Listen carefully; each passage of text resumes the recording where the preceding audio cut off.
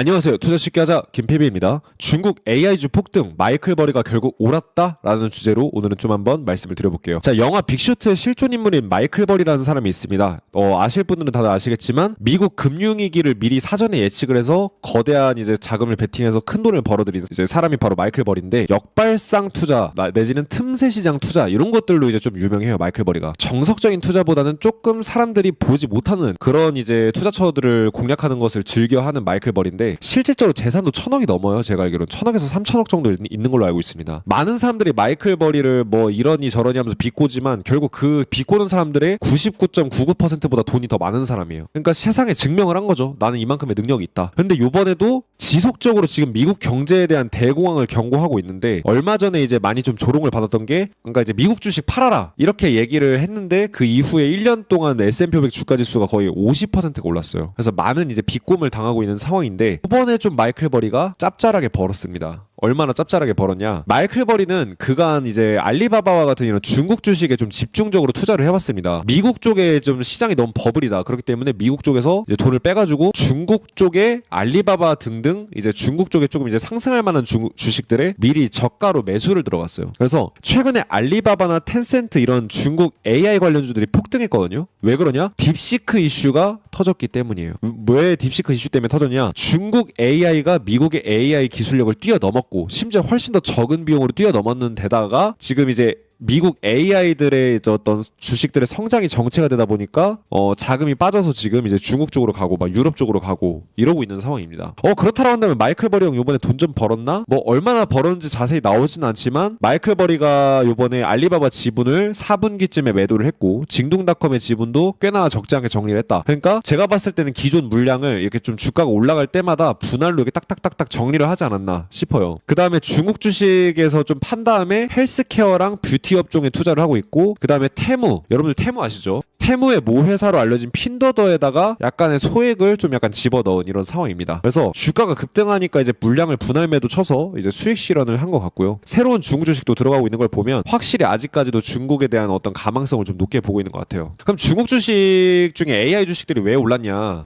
이제 딥시크만 있는 게 아니라 알리바바에서도 AI 모델을 하나 만들었나 봐요. QN이라고. 근데 요 모델을 만든 게 메타의 지금 주가가 고공상승하고 있는 이 메타의 AI 모델보다 성과가 훨씬 뛰어나다는 이런 얘기가 있습니다. 그래서 이제 주요 벤치마크 비교 자료를 이제 종합적으로 따져봤을 때 이제 알리바바의 AI 모델이 메타의 모델보다 조금 더 낫다 이런 얘기까지 들리고 있어요. 그러니까 중국 AI 기업들이 지금 엔비디아 칩을 못 쓰는 상황이거든요. 수출 제한 뭐 암시장에서 산다고는 하지만 어쨌든 지금 공식적으로 제한이 되어 있는데 지금 벌써 이런 상황 속에서 두각을 드러내고 있는데 이렇다라고 한다면 엔비디아가 굳이 필요할까? 이런 의문이 이제 제기될 수밖에 없는 거죠. 그러다 보니까 어떻게 돼요? 엔비디아 주가가 못 가고 있죠. 짧게 봤을 때는 90일 정도 동안 고점 돌파를 못 해주면서 정체가 되고 있고요. 좀 길게 봤을 땐 현재 주가 수준이 언제적이냐면 240일 전의 주가예요. 즉 8개월 동안 3개월에서 8개월 동안 주가가 정체가 되고 있습니다. 오랜 기간 동안 주가가 정체되다 보니까 어때요? 사람들 사이에서 이제 의문이 좀 들기 시작하는 거죠. 이거 투자 계속해도 되나? 성장은 지속되고 있습니다만 성장률 자체가 감소를 하고 있는데 이렇게 높은 주가를 받쳐주려면 성장률이 굉장히 탄탄하게 나와야 되는데 그 성장률이 감소하고 있기 때문에 그래서 지금 정점을 찍으려는 이제 분위기가 나오고 있고 더 이상 투자자들의 기대를 전혀 충족시키지 못하는 실적밖에 안 나오고 있다 보니까 그래서 지금 이런 일들이 벌어지고 있습니다. 그래서 지금 헤지펀드들에서도 전반적으로 이제 기술주들을 정리하고 있어요. 기술주가 거의 AI주가 대부분인데 지금 이제 1월 들어가 이제 매수세를 많이 줄였습니다. 지금 이제 본격적으로 헤지펀드들이 매 주마다 기술주들 그 다음에 AI 관련주들을 지금 공격적으로 처분을 하고 있어요. 그 다음에 정리를 하고 나서 이제 딥시크 관련주에 홍콩 있는 이제 중국 주식 그 다음에 유럽 이렇게 좀 이제 미국 외 시장으로 자본이 이제 몰려들면서 이쪽 주식들이 많이 올라가고 있습니다. 그래서 글로벌 증시로 가고 있으면서 미국 주식이 조금 둔화가 된 이런 상황이고요. 그럼에도 불구하고 아직 AI 주식들의 어떤 이런 트렌드가 끝나지 않았다. 이렇게 좀 우리가 생각을 할 수 있는 게 뭐냐면 제가 구글 빅데이터로 조사를 해보니까 AI에 대한 관심이 뭐 계속되고 있더라고요. 그래서 아직까지도 AI에 대한 관심이 계속 꾸준히 늘어가고 있습니다. 조금씩 꾸준히. 그러다 보니까 AI 관련주들이 주가가 꺾이려면 그만큼 뭔가 꺾일 만한 이유가 발생해야 되는데 아직 그렇지도 않고 성장률이 둔화됐긴 했지만 딥시크 나와줬으니까 열로 이제 돈이 또 이동을 했고 그 다음에 AI에 대해서 아직도 여전히 많은 투자자들이 관심을 갖고 있습니다. 그러다 보니까 투자자들이 관심이 꺼지고 있지 않기 때문에 주가도 아직까지는 폭풍 같은 이런 상승세를 유지해줄 수 있었다라는 걸라고 좀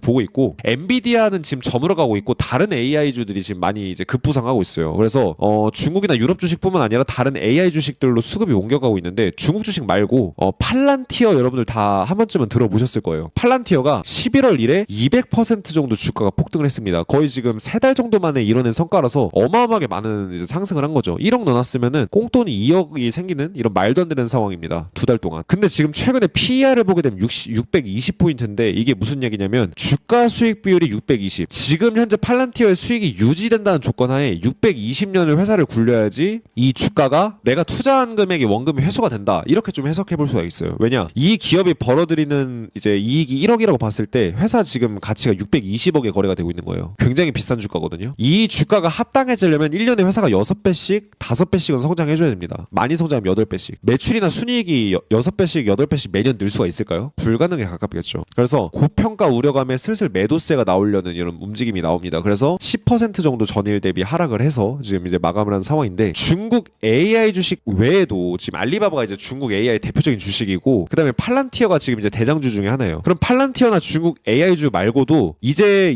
막 AI 주식의 뜨거움이 시작되는 이런 주식이 있나 찾아보니까 있더라고요. 첫 번째는 인텔입니다. 자, 인텔은 15일 정도 동안 이제 무려 47%가 상승했고 이 상승의 대부분은 일주일도 안 된 시간 안에 나온 상승이에요. 지금 TSMC 즉 이제 대만의 1위 반도체 업체인 TSMC에서 인텔의 일부 사업 부문을 인수할 거다라는 기대감의 어떤 상승을 했고 그 기대감이 이제 좀 과장됐을 수도 있다라는 소식 때문에 약간 주춤은 하긴 했지만 어쨌든 지금 200일 신고가를 기록해주면서 달리고 있습니다. 지금 기존에 달리고 있던 팔란티어에서 자금이 빠져나가서 또 다른 새로운 회사의 주식들로 지금 옮겨가고 있는데 그 중에 하나가 인텔이에요. 앞으로 지금 2개 회사를 더 말씀드릴 겁니다. 근데 지금 이제 23달러 부근에 지금 많은 매물대들이 모여있고 투자자들의 어떤 이해관계들이 모여있는 가격대여서 여기만 좀 지지되면은 한 번 더 가려고 해줄 준비는 해줄 수가 있을 것 같다는 생각이 들어서 23달러가 지켜지는지 좀 차트상으로 한번 체크를 해보시면 좋을 것 같고요. 그 다음에 슈마컴이죠. 슈퍼마이크로 컴퓨터 같은 경우도 200일 신고가 돌파해주면서 지금 쫙쫙쫙 날아가고 있습니다. 그래서 200일 신고가 돌파하고 날아가지고 있는데 슈퍼마이크로 컴퓨터 같은 경우도 지금 인텔이랑 차트가 거의 비슷해요. 즉 뭔가 TSMC 인수 소식 때문에 인텔이 날아갔다고 하긴 하지만 실제로는